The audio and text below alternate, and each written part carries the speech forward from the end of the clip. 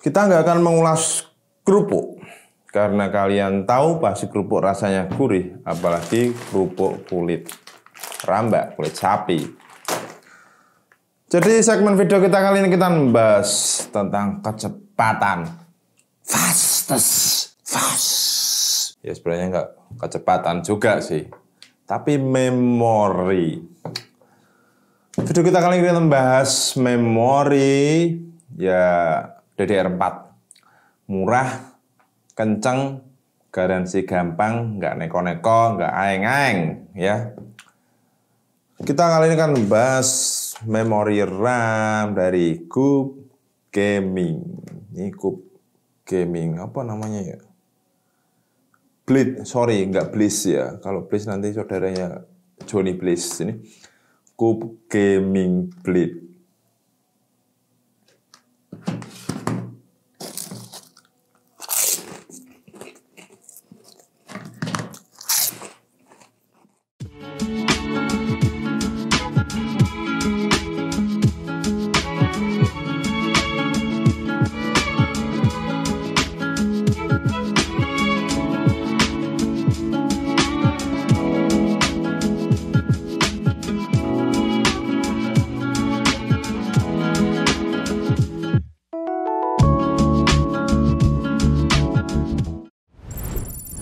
Sebenarnya Cube Gaming sudah merilis sebuah RAM atau modul memori itu sudah lama banget ya. Ya menurut saya sih hampir setahun ada. Tetapi untuk RAM yang batch pertama atau produksi pertamanya dia itu memiliki sebuah isu di mana RAM Cube Gaming itu sangat kesulitan dipasang di sebuah slot di motherboard. Jadi sedikit tricky ya untuk beberapa PC builder yang menggunakan RAM Cube Gaming yang tipe pertama. Akhirnya Cube Gaming mendengarkan keluhan-keluhan beberapa PC builder dan dia pun merilis sebuah RAM terbaru dengan nama Cube Gaming Blitz, ya Blitz pisau atau apa? Pisau tuh knife ding. Cube Gaming merilis sebuah memori modul ini dengan beberapa varian. Untuk seri Blitz ini dia memiliki beberapa varian yaitu 32 GB atau 2x16 GB dengan frekuensi 3200 MHz dual channel dengan harga sekitar 1.120.000 dan 16 GB atau 2x8 GB dengan frekuensi 3200 MHz dual channel kit juga dengan harga sekitar 550.000. Dan selain itu Cube Gaming Blitz juga memiliki varian single channel atau single kitnya. Jadi ini bukan dua tapi hanya satu keping. Itu memiliki dua varian untuk saat ini ya. Ada di 1x8 GB atau 8 GB dengan frekuensi 3200 MHz single channel dengan harga sekitar 300.000 dan 16 GB atau 1x16 dengan frekuensi 3200 MHz single channel sekitar, wah ini tulisannya 50.000 salah ngetik ini. Kalian bisa cek sendiri di officialnya tuh berapa tuh. Saya lupa. Pokoknya saya patokannya di official store aja. Itu untuk apa patokan harganya. Soalnya tiap toko itu bisa berbeda-beda. Ada yang lebih murah, ada yang lebih mahal. Mungkin yang lebih murah banget di harga 100.000 mungkin kalian bisa udah dapat 32 GB itu mungkin beberapa seller yang udah nggak butuh duit. Untuk RAM yang di studio kita ini adalah Cube Gaming Blitz dengan kapasitas 32 GB atau 2x16 GB dengan frekuensi 3200 MHz. Ini untuk heatsinknya Cube Gaming memiliki corak grafir. Jadi corak yang ini silver ini tuh dia kayak grafir ini ya, dimiling pakai CNC ini tuh. Dan ini ada embossnya logo Cube Gaming di bagian tengah. Selain itu juga untuk Cube Gaming dia dipegang oleh distributor PT Cahaya Distribusi Nusantara. Setiap RAM Cube Gaming yang original itu pasti ada segelnya C. Bisa kalian lihat di sini tuh. Segelnya C Cahaya Distribusi Nusantara. Karena Cube Gaming hanya diedarkan oleh Cahaya Distribusi Nusantara, setahu saya loh ya.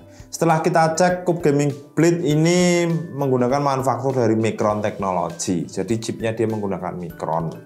Selain itu untuk density-nya dia dia sudah support SMP. Jadi untuk beberapa PC builder ya yang kalau manual OC-nya masih bingung, ya udahlah pakai SMP aja, SMP on pasti jalan sesuai dari frekuensi yang tertera pada memori kalian ya. Kayak ini misal 3200 MHz ya SMP-nya kalian on kan otomatis nanti stabil di 3200 MHz sesuai di tabel memori RAM modul kalian. Kita pengujian tes menggunakan AIDA 64. Kita menggunakan dua metode pengujian, yaitu SMP 3200 MHz dan OC manual sebanyak atau setinggi 3600 MHz. Ya, tipis-tipis saja, jangan langsung 4000.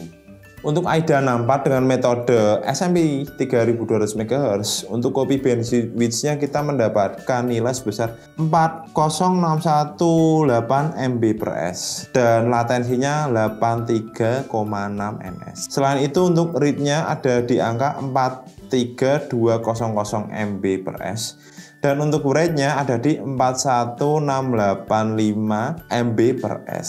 Itu untuk SMP 3200 MHz. Lalu kita melakukan pengujian dengan OC 3600 MHz. Kita mendapati copy bandwidth sebesar 45924 MB/s dengan latensi 95,6 ns. Selain itu untuk nilai write-nya berada di angka 49440 MB/s dan nilai write-nya berada di 47088 MB/s. Kita beralih ke Geekbench 3 dengan metode SMP 3200. Kita mendapatkan nilai singlenya itu berada di 5142 dan nilai multinya di 5774. Kita beralih ke metode OC 3600 MHz.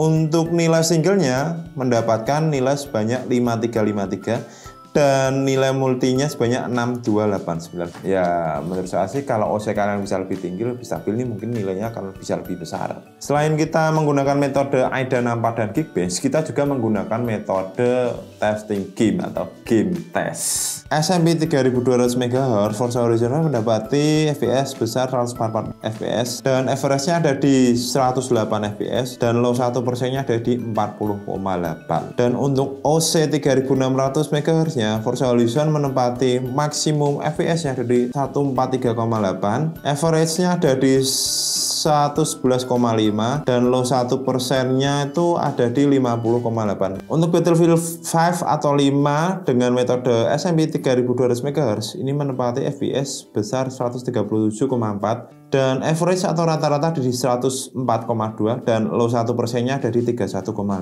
Di metode OC 3600 itu mendapatkan FPS sebesar 148,3 dan rata-rata atau average-nya ada di 118,2. Juga untuk low 1%-nya 72,3. Untuk SMP 3200 Miles Morales mendapatkan maksimum FPS-nya ada di 93,2, average-nya ada di 67,8 dan low 1% average ada di 36,1. Di metode pengujian 3600 MHz, Miles Morales mendapatkan FPS 165,3, average-nya ada di 89,5 dan low 1%-nya ada di 30,2. Jadi nggak semua RAM murah atau produk-produk ya yang baru, dalam artian produk dalam negeri, brand lokal seperti ini, mereka tetap OEM-nya ke China.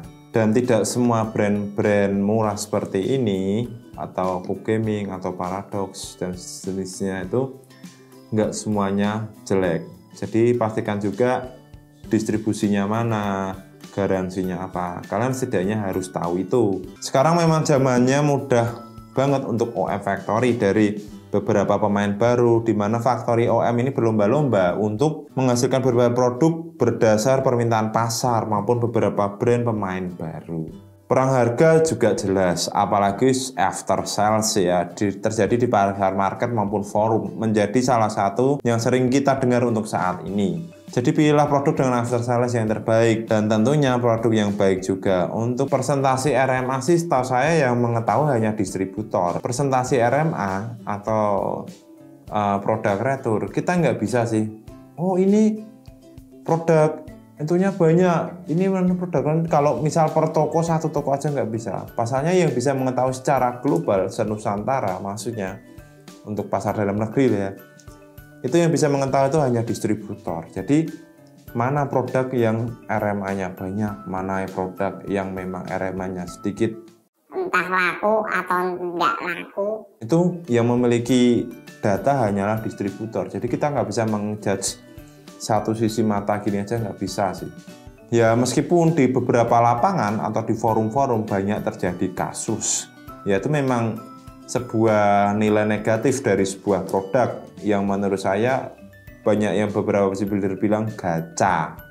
Untuk produk Cube Gaming kalian ini nggak usah khawatir. Jadi Cube Gaming ini dipegang oleh PT Jaya Distribusi Nusantara selaku distributor resmi dari produk Cube Gaming. Garansinya susah, beli di official store di alat-alat gini-gini. Misal kita menggaransikan nitip ke toko, bisa lah. Kalau nggak ada yang toko, kita bisa menggaransikan Cube Gaming. Nah, jadi untuk prosedur klaim waranti dari Cube Gaming, kalian bisa kontak ke PT Jaya Distribusi Nusantara. Kalau nggak, kalian bisa kontak ke WhatsApp-nya. Nih WhatsApp-nya.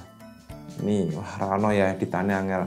Nanti gua kasih nomor WhatsApp-nya di deskripsi. Kalian juga bisa PM atau inbox ke fanpage-nya Cube Gaming Indonesia atau PT CDN atau PT Jaya Distribusi Nusantara. Tapi kalau menurut saya pribadi secara pengalaman itu lebih fast respon ke nomor WhatsApp. Dan beberapa brand yang dipegang Jaya Distribusi itu sebenarnya banyak sekali sih. Ada Galax, Antek, XFX, Clef, Sesonic, Liami, Cube Gaming, Prime Gaming, Big Quiet, Super Flower, Gale, Adata, Avesir, First Player, Raijin Tech, Jonesbo. Jadi kalian bisa menyimpulkan sendiri RAM yang murah, RAM yang mahal. Tapi misal kalian jago OC, bisa beli RAM yang 3200 MHz, bisa OC ke 4000 MHz. Kalian bisa menemukan timing yang bagus, voltage yang bagus. Itu sebuah anugerah. Jadi kalau menurut saya pribadi sih, ya itu, misal kalian nggak mau ribet OC, beli yang 4000 sekalian wes, nyalakan SMP-nya udah 4000. Ya itu memang yang sukanya nggak mau ribet. Kalau yang suka ribet,